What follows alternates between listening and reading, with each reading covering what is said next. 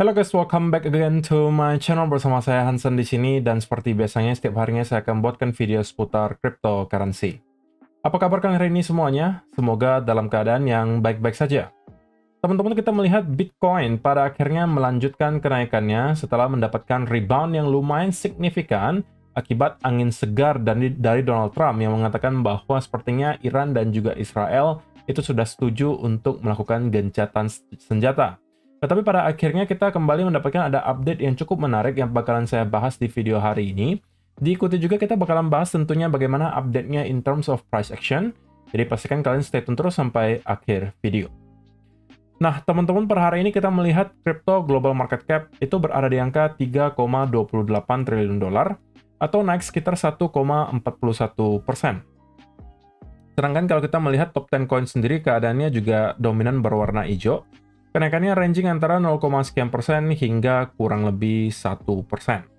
So, itu adalah outlook sementara dari beberapa top coin yang ada. Sekarang kita langsung aja masuk ke beberapa data dan berita terbaru hari ini.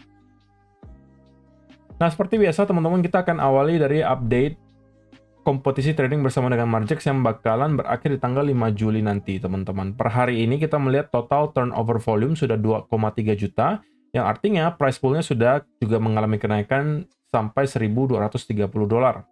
Per hari ini user ID 704-74279 masih menjadi peringkat pertama, sedangkan untuk peringkat kedua itu cukup ketat, teman-teman, persaingannya. Ada 3 user ID yang sangat dekat secara volume, hanya terpaut kurang lebih 30 ribuan USD, which is menurut saya akan sangat gampang untuk disusul gitu ya.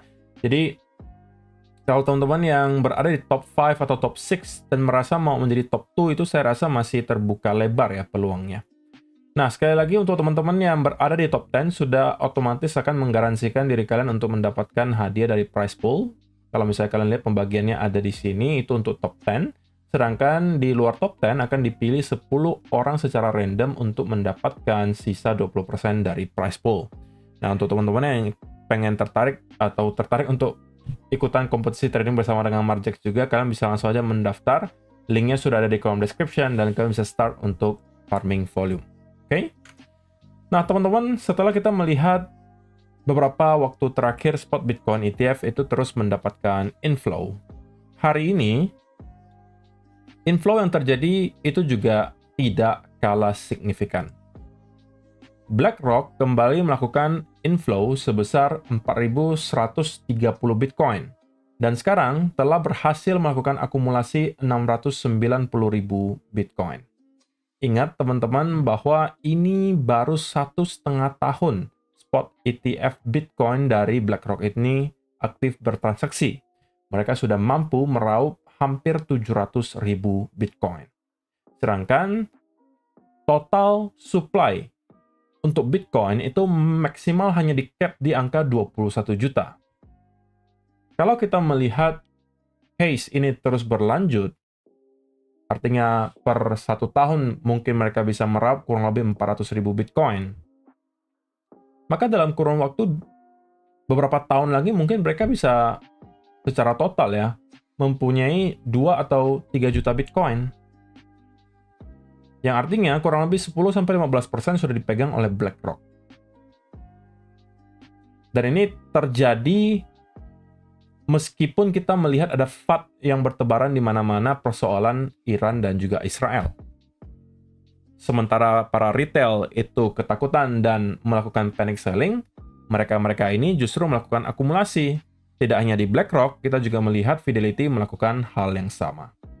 Tentunya adanya konsistensi dari segi inflow melalui spot Bitcoin ETF itu mendukung bagi Bitcoin untuk tetap berada di tren yang bullish tentunya, dan kemungkinan besar masih bisa membentuk all-time high yang baru.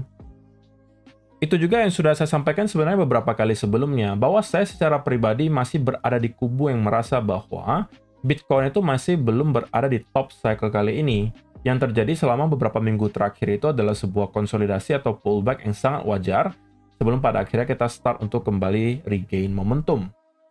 Dan sampai dengan saat ini, saya masih memegang teguh pendapat saya tersebut. Nah, kalau kita lihat dari sisi liquidation heatmap sendiri, sebenarnya sirkuit banyak juga mendukung gitu ya bagi Bitcoin untuk bisa mendapatkan push dari sini. Karena kalau kita perhatikan ya, terutama kalau kita lihat 1 bulan terakhir, di sekitaran area 110 sampai kurang lebih 112.000 kurang lebih, itu terdapat tumpukan likuidasi yang angkanya sangat besar, teman-teman.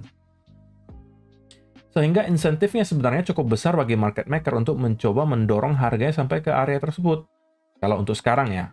Karena kalau kita zoom out misalnya ke 3 bulan terakhir, ke 6 bulan terakhir, itu jawabannya semuanya sama gitu. Area likuidasi yang paling besar sekarang, yang jaraknya tidak terlalu jauh, itu berada di atas harga Bitcoin sekarang. Di kurang lebih angka 111 sampai 112.000. Kalau kita mau mendapatkan area of liquidation yang cukup besar yang berada di bawah harga Bitcoin, itu kita harus nge-push sampai kurang lebih area 93.000. Yang bukan mustahil sebenarnya bisa dilakukan, tetapi kalau kita lihat price action-nya per hari ini, ya lebih dekat itu jaraknya ke kurang lebih area 111.000. Belum lagi kalau kita melihat price action beberapa hari terakhir itu terlihat cukup positif ya.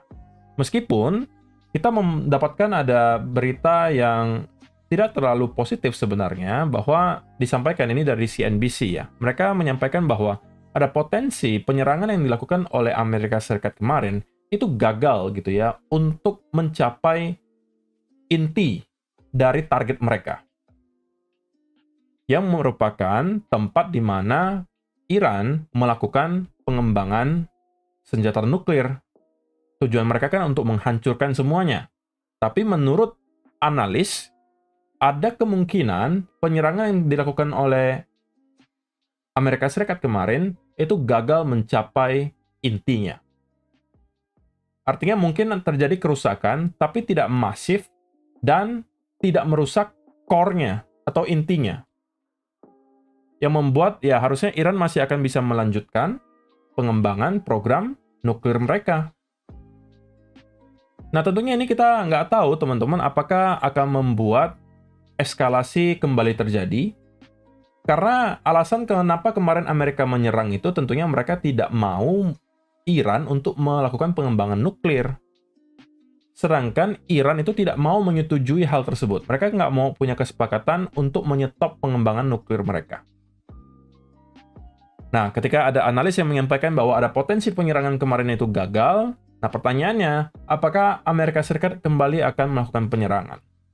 Dan kalau sampai itu terjadi, saya rasa kesepakatan yang telah mereka umumkan kemarin itu akan kembali gagal gitu. Dan itu bisa kembali menciptakan semacam fear di market yang saya harapkan tentunya tidak terjadi karena ujung-ujungnya ya tidak ada yang positif yang dihasilkan dari hal tersebut, teman-teman. Bisa jadi nanti akan ada penyerangan lagi ke kota-kota Israel ataupun Iran, saling serang balik, yang ujung-ujungnya juga berakibat akan ada lagi korban berjatuhan.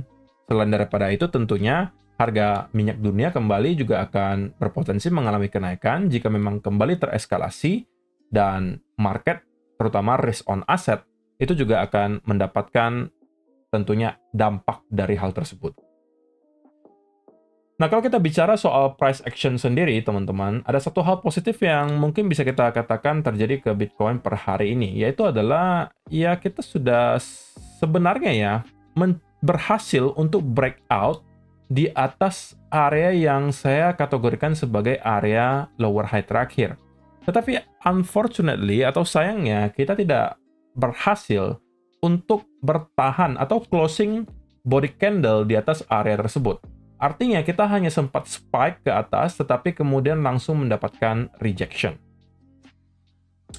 Dan saya juga tahu bahwa memang kurang lebih area 106.500 sampai 107.000 itu terdapat tumpukan likuidasi yang angkanya lumayan besar, teman-teman. Sehingga memang cukup normal ya kalau kita melihat Bitcoin mencoba untuk spike ke atas sebelum pada akhirnya mendapatkan koreksi.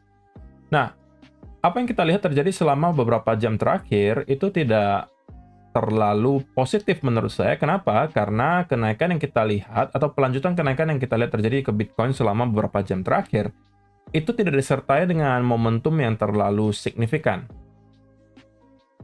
Dan ada potensi kita bisa melihat some type of pullback terlebih dahulu. Nah, satu hal yang kemudian perlu dilakukan oleh Bitcoin sebelum kita bisa mengatakan, oke, ada potensi kita kemungkinan akan mendapatkan koreksi lebih dalam, adalah jika kita berhasil untuk breakdown di bawah area trendline yang terbentuk di sini. Kalau kalian cenderung agresif, mungkin ini adalah trendline yang kalian pakai. Tapi kalau misalnya kalian cenderung konservatif, mungkin ini adalah trendline yang kalian pakai. Nah, kalau misalnya ada trendline yang terbreak di sini, maka itu bisa menjadi pertanda bahwa Bitcoin kemungkinan akan mendapatkan some type of pullback terlebih dahulu, yang mungkin bisa membuat Bitcoin kembali menuju ke minimal area 104.500,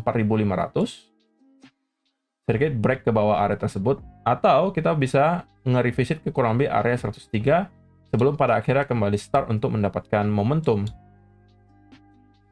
Which is adalah sesuatu yang menurut saya tidak terlalu sulit ya untuk bisa dilakukan oleh Bitcoin. Karena ya keadaan market yang masih sangat sensitif dengan berita-berita dari Israel dan juga Iran.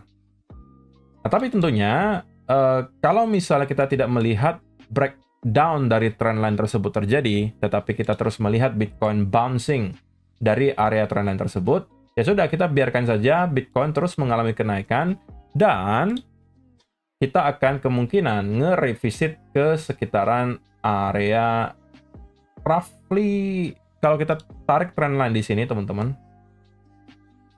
ini adalah area trendline yang sudah sempat kita sentuh, karena kalau kita break, kita bisa ke next area major resistance yang harusnya ada di kurang lebih area 108.500 sampai 109.000. Itu bisa menjadi target berikutnya. Kalau memang ternyata kita tidak mau mendapatkan ada pullback yang terlalu dalam di sini, tetapi kita mungkin bisa hanya revisit ke area trendline, dan kemudian start untuk kembali mendapatkan rally ke atas, dan ujung-ujungnya akan mendapatkan resistance lagi di kurang lebih area 108.500 sampai kurang lebih 109.000. Dan dari sana, kalau misalnya ada some type of rejection diikuti reversal pattern, itu sebenarnya bisa menjadi tempat, menurut saya ya, bagi teman-teman yang merupakan scalper untuk ya at least menargetkan semacam pullback dari sana. Dan bisa aja kembali ke area kurang lebih 106. Karena kalau kita lihat ya teman-teman, kenaikan yang kita saksikan selama beberapa hari terakhir di Bitcoin, itu tidak disertai dengan konsolidasi yang berarti gitu. Artinya kita langsung spike aja kenceng dari sini, tanpa ada pullback yang berkepanjangan atau konsolidasi yang berkepanjangan. Dan kalau misalnya kita akan melanjutkan hal tersebut, maka saya rasa kita baru akan mendapatkan konsolidasi atau pullback dalamnya dari sekitaran area ini. Dan kalau kita berhasil breakout di atas area upward trend line-nya, yaitu berarti menjadi pertanda bahwa Bitcoin memang sudah siap untuk kembali ke area all-time high yang baru. Jadi kesimpulannya teman-teman, untuk short term banget, trendline ini kemungkinan akan bisa sangat membantu untuk menentukan pergerakan Bitcoin berikutnya. Kalau misalnya kita sampai berhasil untuk breakdown di bawah area tersebut, ini akan menjadi pertanda bahwa Bitcoin akan revisit ke kurang lebih area 103.000 saya rasa. Kalau misalnya kita bisa langsung rebound lagi dari sini dan breakout di atas area high terakhir, ya itu akan menjadi pertanda bahwa Bitcoin akan kemungkinan nyampe ke kurang lebih area 108.500 sampai 109.000. Oke. So, saya rasa itu aja sih teman-teman yang mau saya sampaikan di video hari ini. Semoga bisa bermanfaat untuk kalian semua. See you in the next video. Bye-bye.